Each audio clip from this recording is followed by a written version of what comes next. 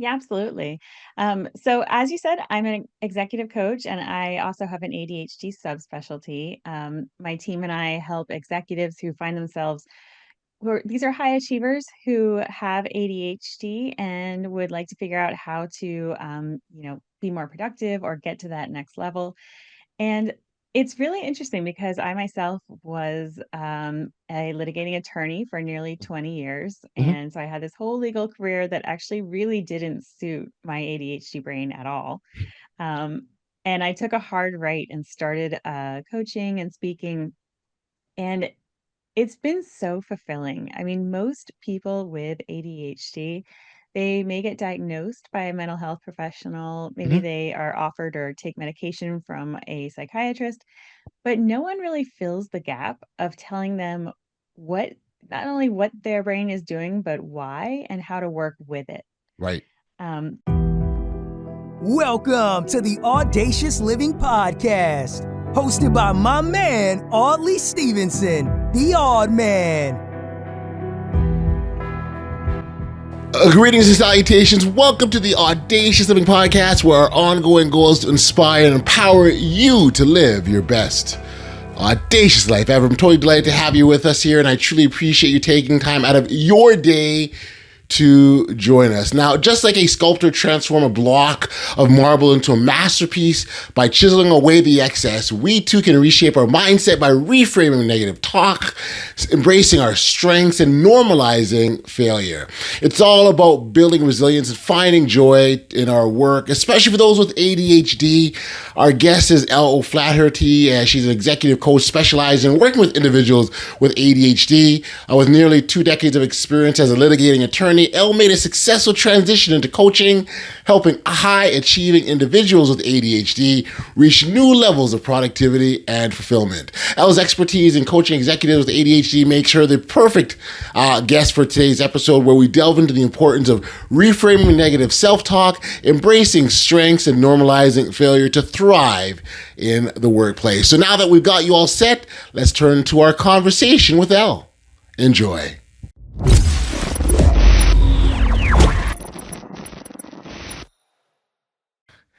Good day, Elle. Thank you for joining me here today on the Audacious Living Podcast. I appreciate you making the time to do this.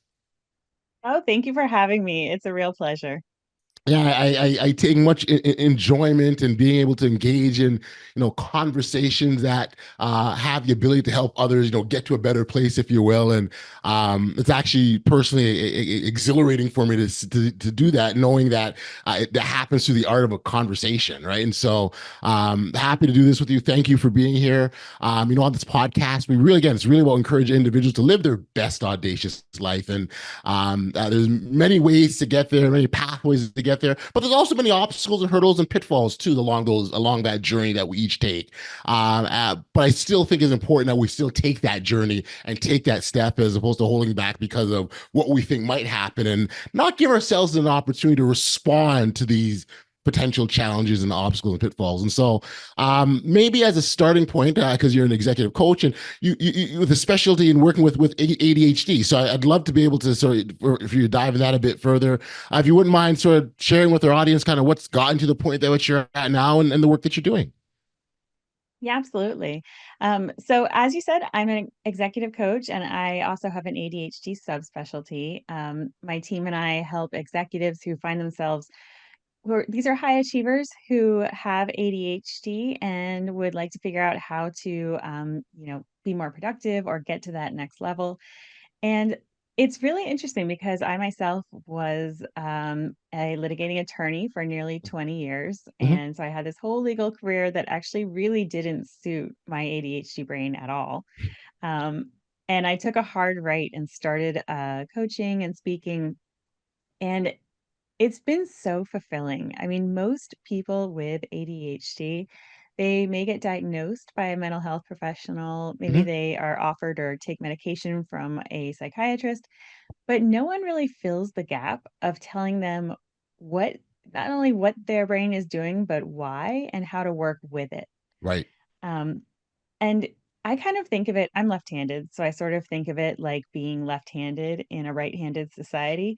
Right. all the tools and the way of doing things are built backwards for me. So it makes everything a little bit more difficult. Right. But once I get the right tool, like a left-handed can opener, for Sure. instance, Sure. everything becomes easy. And so my job is to help people get those tools and for me to show them how to do things that make sense for our brains. And I love it. Watching people flourish is just, it's so amazing.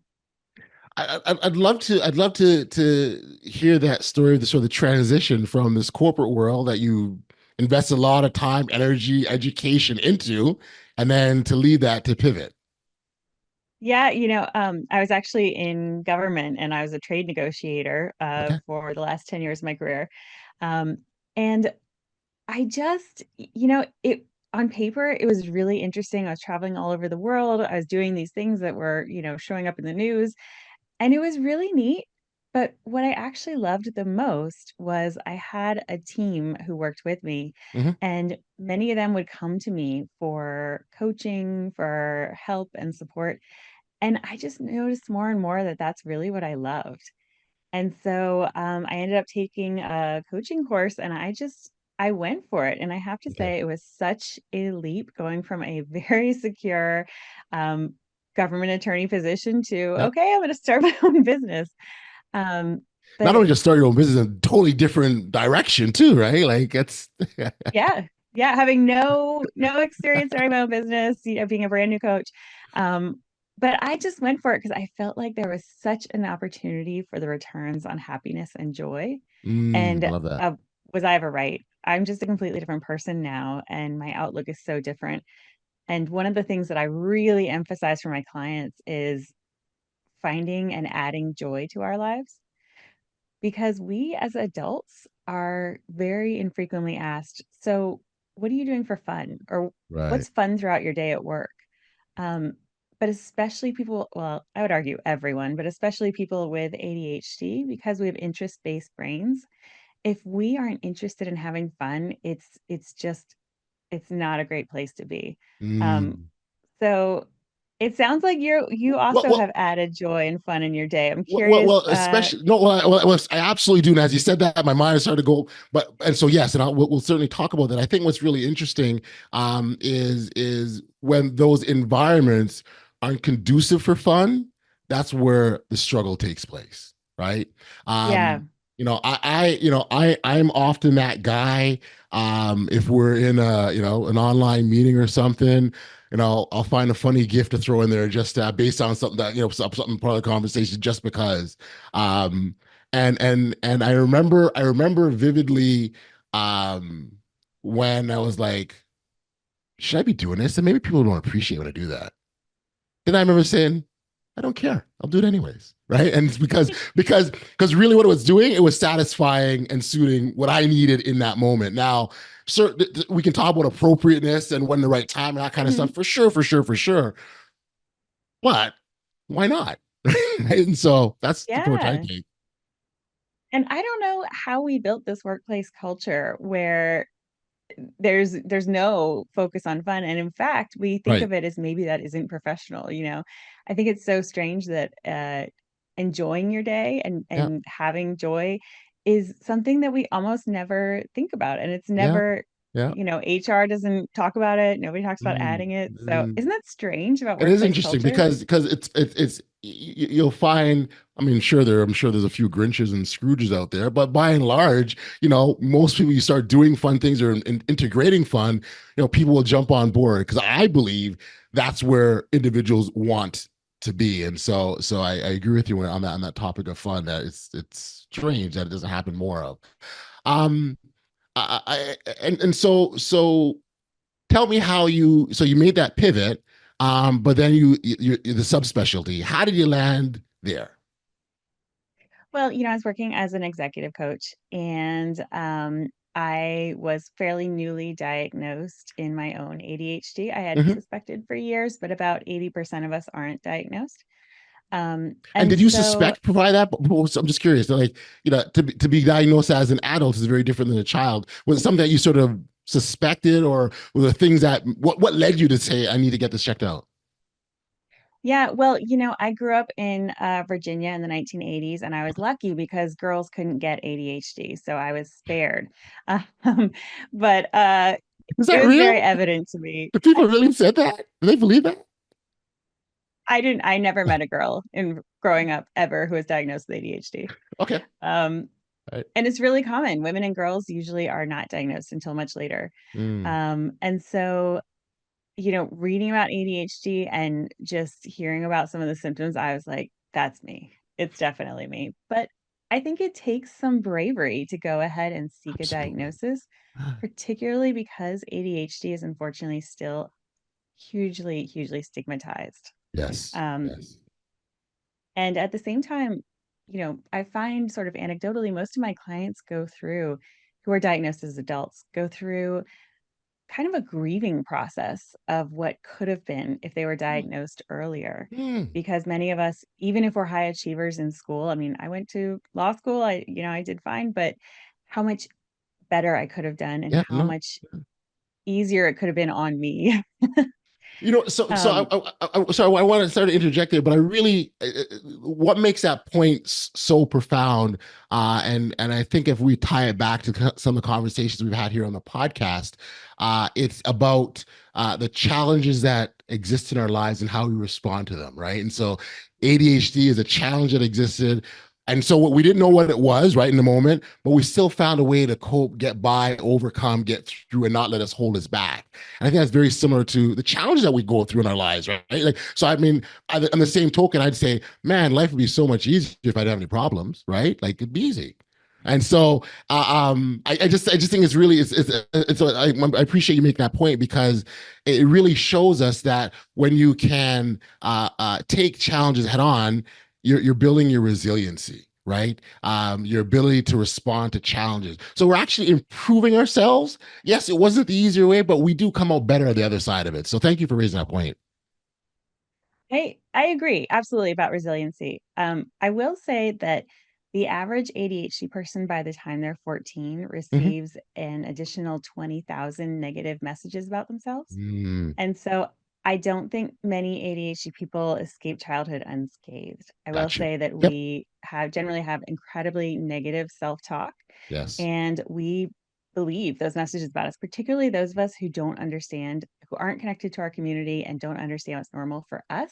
Hmm. We assume that there's something terribly wrong inside. Right. It's a bad thing. Um, Yes, that we're bad people, we're irresponsible, we're lazy, whatever. And so the other thing that's so great about being connected to this community and teaching people what's normal for us is it really takes all of that power out of the conversation. Like all of that shame and guilt really starts to go away Mm, once we realize that there's nothing wrong with us. We have all these amazing gifts that people never focus on. Um, and so I think that is also one of the best things about I love it. connecting with people and being able to say, there's nothing wrong with you. It's just the system is not built for you. Mm.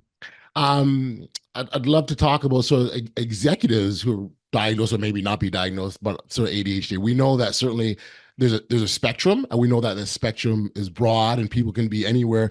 So not everyone who has ADHD requires medication, as an example.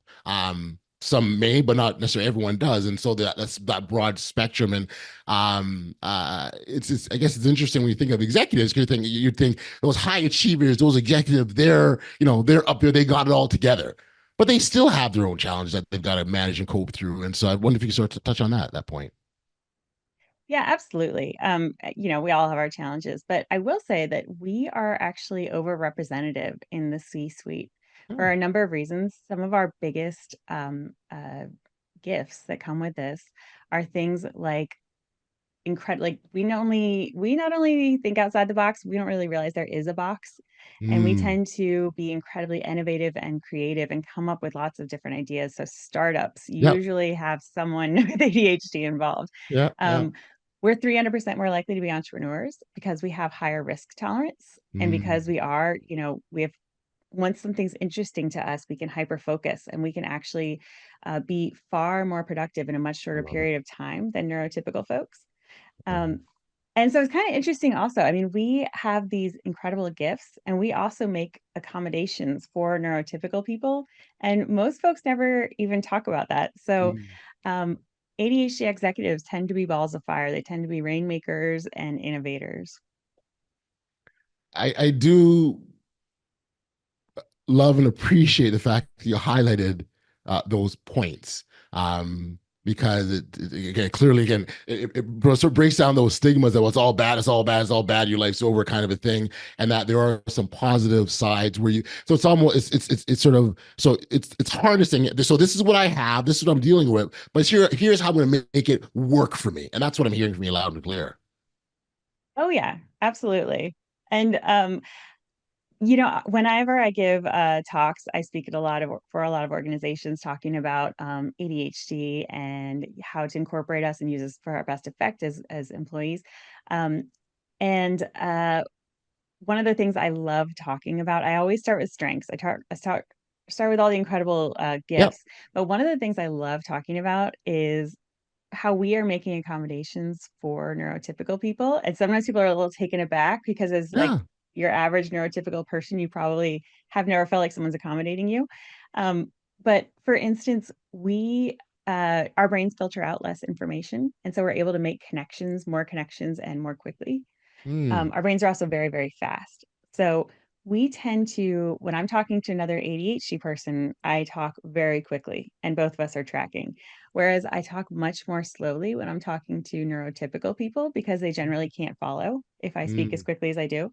Um, we also tend to understand an idea and be ready to implement it much more quickly. So we usually have to like slow down, explain every step in our idea with neurotypical people, and then sort of work through our frustration of instead of people understanding and ready to take Yep. action in 10 minutes, we might sit through the rest of the meeting or the rest of the year of meetings. Um, and so it's just funny for people who are in majority groups who don't realize sort of how other people are Accommodating them. Yeah. catering to them. It's Yeah. really interesting reaction. Yeah, no, yeah, and I could see that, and yeah, because they're like, nothing's wrong with me. I've got nothing. What are you doing? You're not accommodating for me for? I don't need it, right? That kind of attitude, and um, but they in fact are, and I think really what that is, and really what it speaks to as well is just the importance of grace for one another in terms of accepting people, meet, so the idea of meeting people where they're at, and going from there, and I think that's certainly what I'm hearing from you loud and clear in that regard. Um, so when I think, and maybe you can give me some your thoughts here, but so when I think of even executives in the scope of their role, the ability to sort of look at the big picture and have that broad view is important. How does that align with those who have ADHD, that ability to look at the big picture, because they're more Oh my focused, gosh, right? Like, is that yep. That's our happy place, absolutely.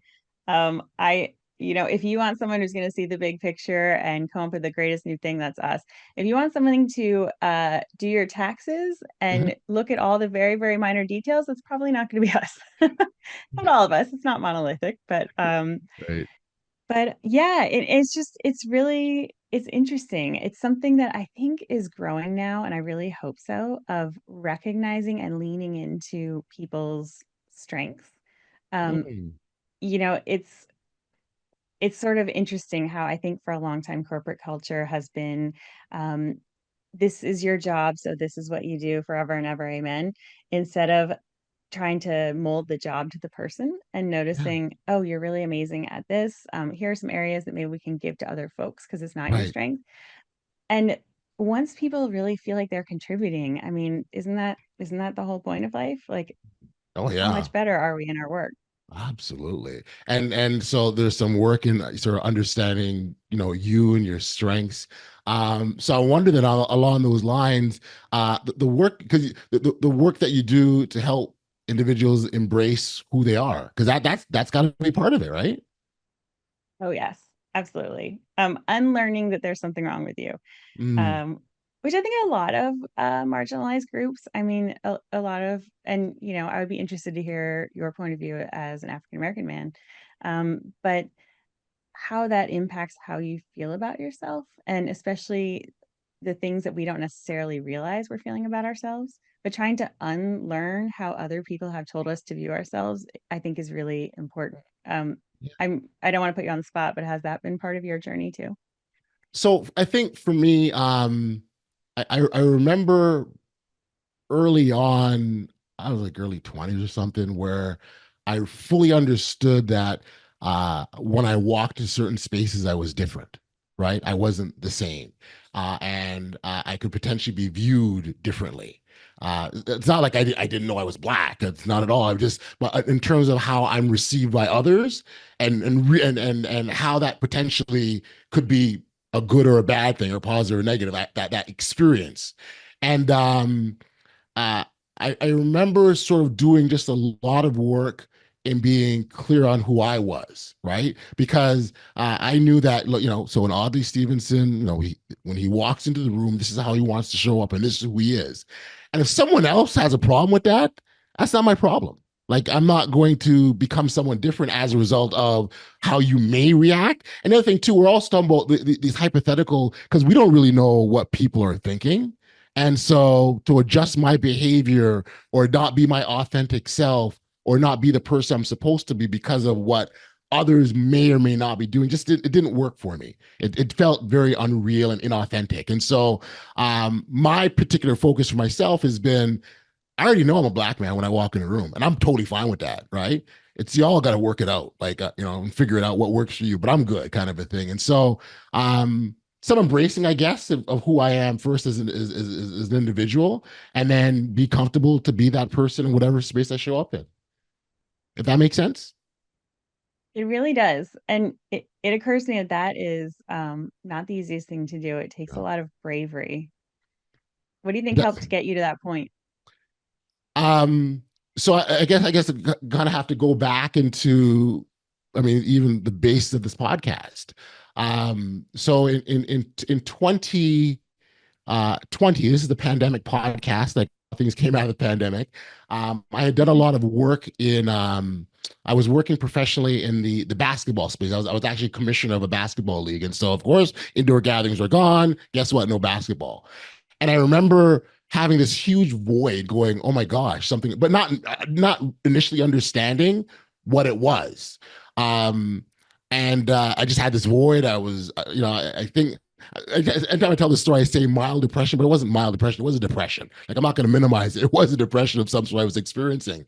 And it wasn't through I had a conversation when literally I remember saying, yeah, ever since I lost basketball. And then I was like, oh, that's what it is. So I'm like, okay, all right, okay. So I knew I wasn't, we didn't know when anything was coming back. So I said, okay, let's look at what we can do to replace it, right? I've got a daughter on the autism spectrum, and so we do a lot of work with replacement behaviors, right? So there's a behavior that you don't want to see. It's likely there's some that can be extinguished and it goes away, but oftentimes if you want to get rid of something and you replace it with something else. I had that kind of mindset. Says, okay, I don't have basketball. What can I replace it with? I had podcasted prior, so it was very familiar and comfortable with me. So I said, okay, let me podcast. Then it became, okay, what do you want? And then I was like, okay, so what do I want to talk about? I didn't want to talk about basketball because that was easy. I wanted to find something that really resonated with me. And that's why I did a bit of analysis. So I kind of looked back at, reflected on my life and said, okay, and what things mattered to me, what were important to me, and every single thing, every major accomplishment, victory, success, it came on the strength of me demonstrating this thing called audacity. I didn't know what it was in the moment. I was naturally being that way. And I can see, so there's a saying that says, life doesn't make life, when you live life forward, it's an art, but when you look back at it, it's a science. And I can see where all the dots connected. I could see that little red thread, that common theme. And that red thread for me was audaciousness. And so I've taken a very long way to answer your question, but what I realized is it was, for whatever reason, I was gifted with as a part of who I am. And so it became, so while it still took courage and bravery and a bit of boldness to step into who I am publicly, not caring what anyone else thinks, it was always there. And I think I was always doing it, but very unconsciously. And actually it was through that uncovering process, I further realized, no, absolutely, this is how I should be living my life. And fortunate enough, I was doing it up until that point, and now it's more intentional and very, very, very deliberate.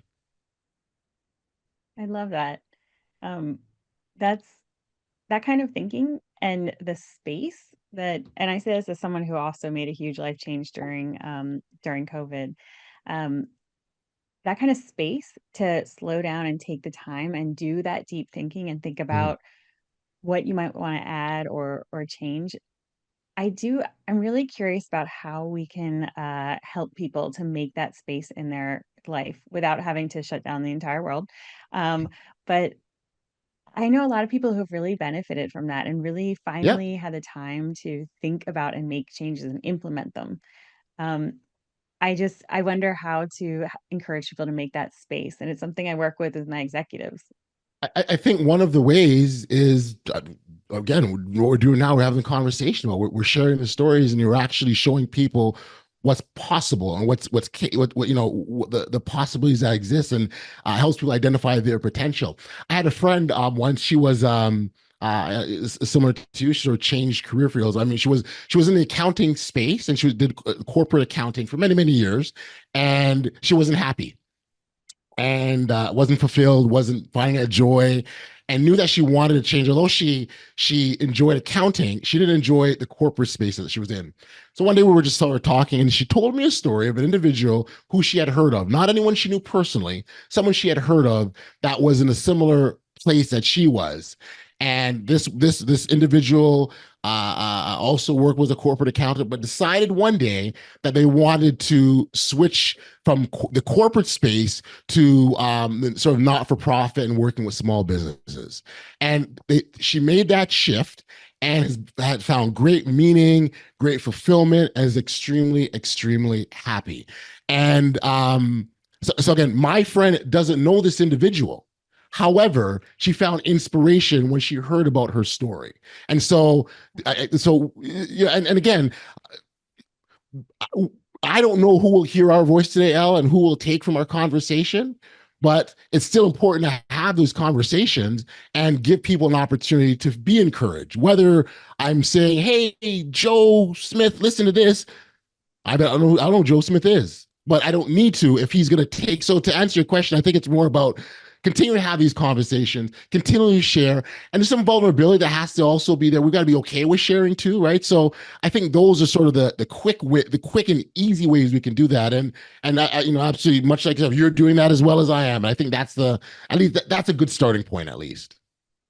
It's a really good point. Yeah, I've had many people tell me that it's inspiring to see someone who has changed their life so completely. Yep. And I think you're totally right. Like oftentimes we don't realize it's possible until we see it. Yep. Yep. And yeah, that's a really good point. I've lost track of the instances in my life when people come up to me and said, hey, when you did this thing, man, wow, thank you. And I don't remember ever having that conversation. I don't remember actually ever have done it. I don't even remember being this place they said that I was at. But I take heart in that, because what that says to me is I was just sort of being. I was being who I am. And when you're being who you are, you don't have to think about it. You don't have to take notes. You just be. And so again, that's one of the things that I think we can do to get in that space. And so if you're diagnosed with ADHD, just be who you are. And that allows you to sort of make the unconscious impact, as I oftentimes call it. I think you're so right. And honestly, it's one of the reasons why I am, as I call it, sort of out and proud about my ADHD. First of all, because I own my coaching firm, so I'm very unlikely to fire myself. But also because I think representation is important, and for Beautiful. people to see what ADHD is like, not just how we're almost always negatively portrayed in the media, but just seeing, real people with ADHD who are flourishing, I think is really important. Um, and it's perfect timing for this because October is ADHD Awareness Yes, it Month. is. So I appreciate Beautiful. talking to you this month, of course. No, absolutely. Again, I think what I love about the work that you do is you're allowing individuals to see the possibilities, right? And as opposed to um, here are all the negative things that are happening, and here's what I can do, and here are the deficits. It's like, well, but yeah, but look what you can do, right? And you run through a number of things that I mean, it's like people who don't have this diagnosis would love to be able to do it, right? And so I think that's important to recognize your strengths. And there's much to be said about building on your strengths, because when you're able to build on your strengths, you just add more and more, so it becomes like that snowball that gets bigger and bigger and bigger. Yeah, I totally agree. And I'm a strengths-based coach, and that's exactly why it's so much more fruitful to lean into your strengths.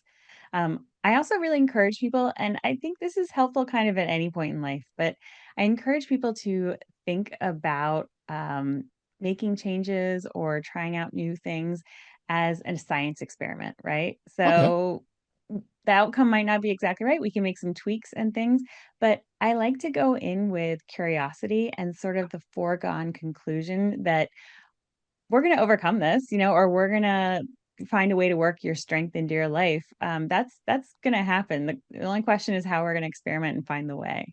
Mm-hmm. And also and being okay if it doesn't go as planned, right? Because I think, Yeah. right, like if you're okay, look, I'm a big fan of trying. So you try something, one or two things will happen. You'll succeed at what you wanted, or you'll drop the ball and it doesn't work out. Okay, but when you drop the Yeah. ball and it doesn't work out, that's the opportunity to learn how not to do it again. So that's a lesson. I totally agree, and also normalizing, failure and mistakes. I mean, it's so funny, I think we learned this from a very early age in school, like, "Oh, you made a mistake. Oh, it's not good, you messed up on a test," whatever. But mistakes are really, really normal. All of us makes mistakes, and it's fine. It's really about having the, resiliency, as you said, to reset and be able to get up, lessons learned, and then move forward, I think is important. I would imagine that there's a variety of different strategies to the work that you do in terms of helping individuals sort of get to that better place, if you will. Um, and I recognize that everyone's at the same point. We all are different starting points.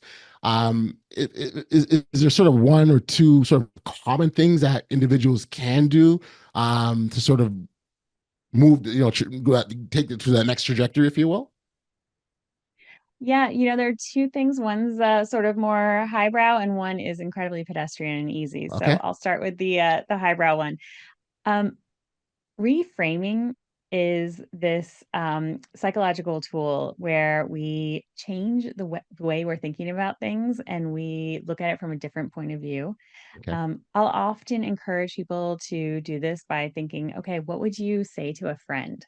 And because so many of us are self-critical, when we tell the story as if it's happening to a friend and then think critically about how we would advise them or respond, it really takes out a lot of the immediacy and negative emotion.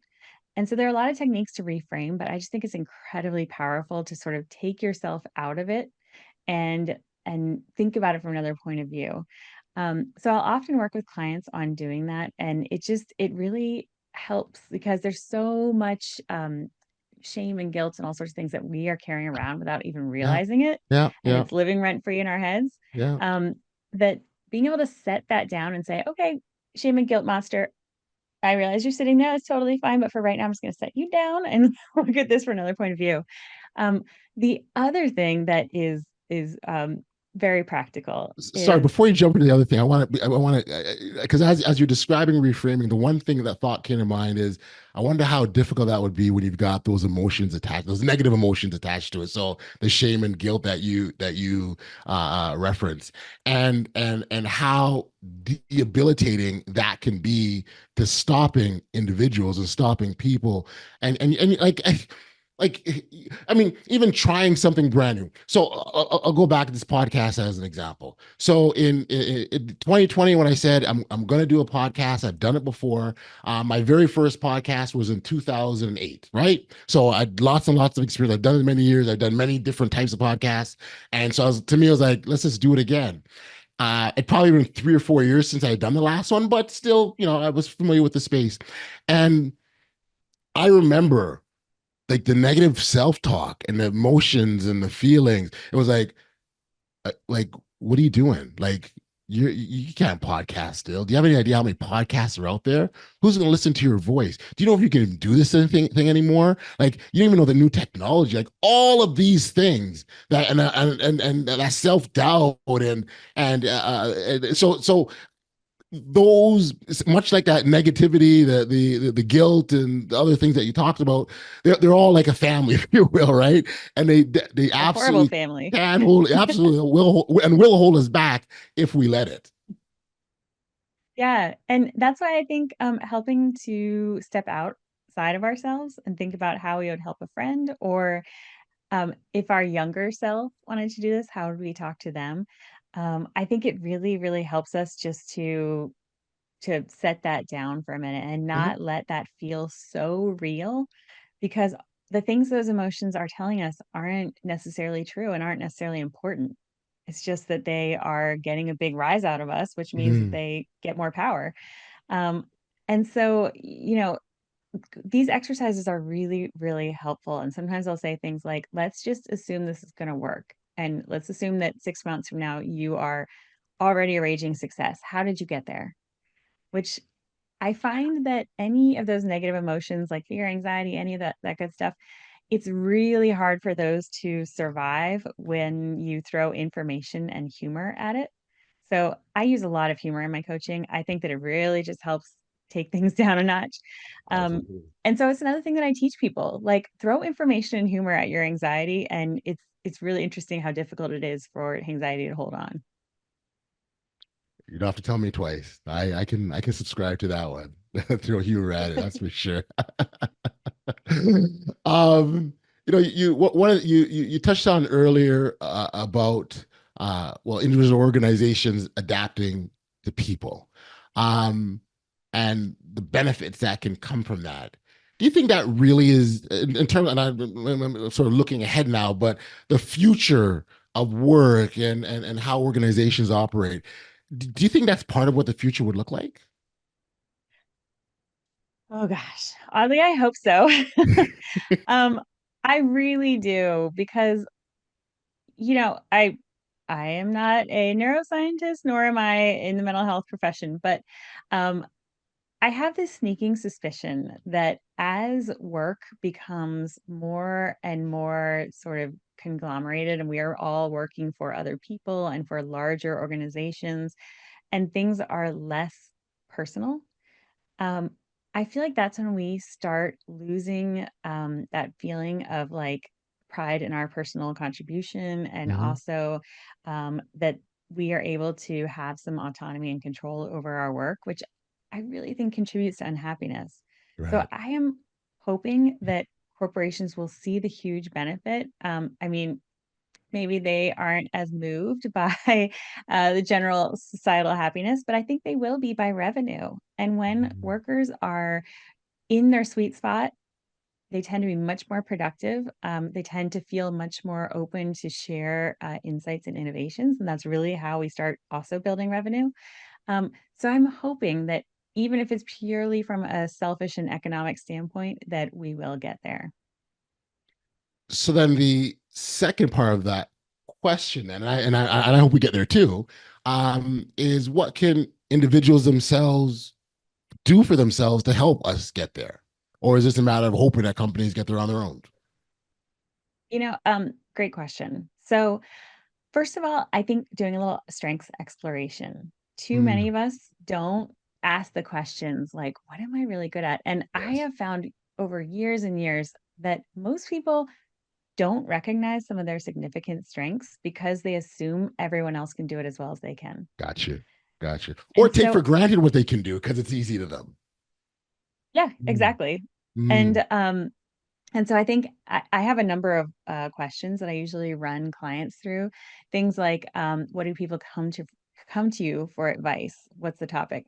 What do you learn super quickly? What do you, for my ADHD clients, what gets you into hyper focus? And just noticing some of these things and then asking the very important question that I think most high school guidance counselors, at least in the 1980s in Virginia, didn't ask are, but do you enjoy doing it? So just because 'cause you're good at something doesn't mean you necessarily enjoy doing it. Like, I'm pretty good trade negotiator, I never wanna do it again. understood. Um, and so, I think recognizing your strengths and then looking for places where you can apply it. Like, Mm, if you're interested in a certain area, volunteering to help someone out with that project, reaching out proactively to be able to move towards the things that you enjoy doing. I think that that is really powerful and something that isn't as hard to do as most people think. Gotcha. How about values? That would fit into that as well, that framework? But yeah, values are huge. Yes.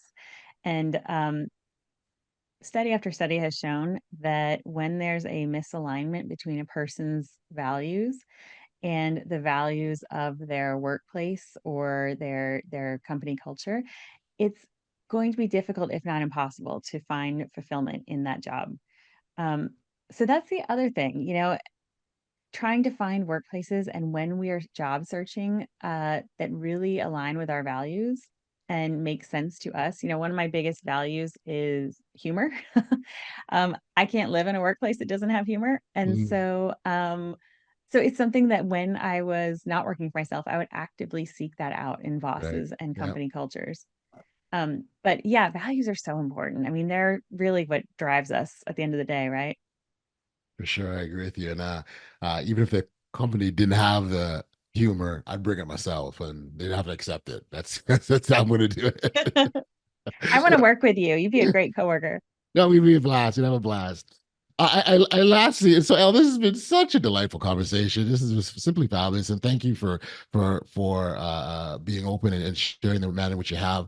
I'd love to hear before we go, if you got any sort of client success stories of executives who you work with and sort of the differences made, because I think these stories will really paint a vivid picture of what we've talked about this entire conversation.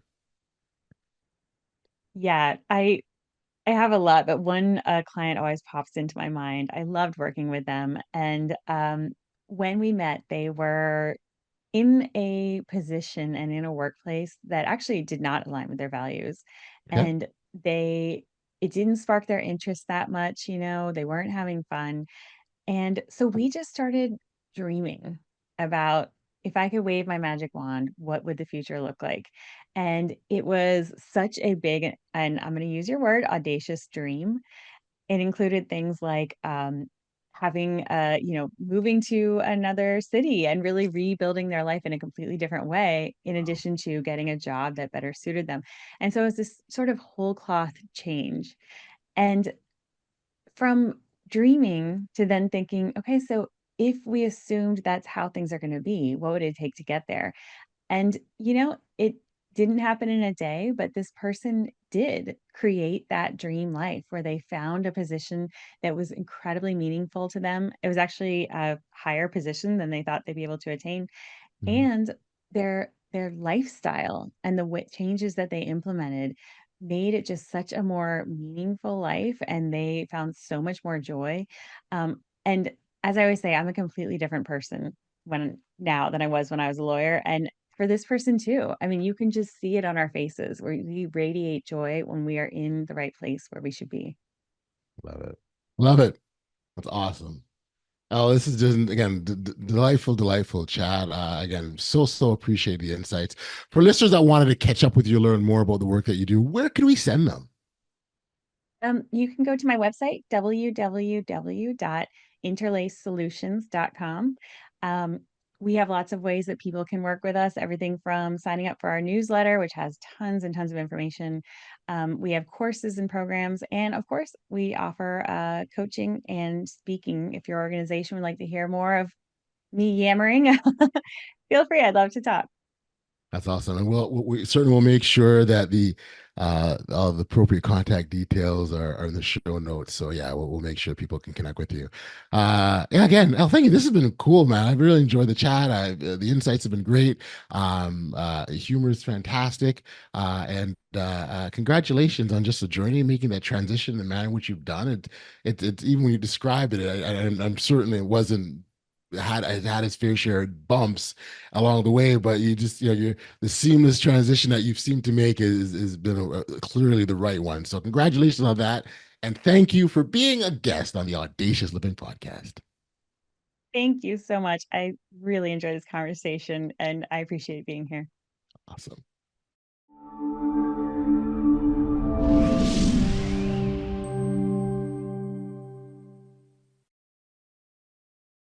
Back we are here on the podcast. During our conversation with Elle, we explored how reframing our thoughts, recognizing our strengths, and accepting failures can lead to personal growth and success. Elle's insights shed light on the power of embracing our uniqueness and finding joy in our journey. If you resonate with Elle's message and would like to connect with her directly, you can certainly find her contact details in the show notes below. As always, reach out and discover how Elle's coaching services can help you live a more audacious life. Elle is actually offering a complimentary coaching session to the first 10 listeners who reach out to her through the show notes again. So definitely take advantage of this opportunity to kickstart your journey towards a more fulfilled, audacious life.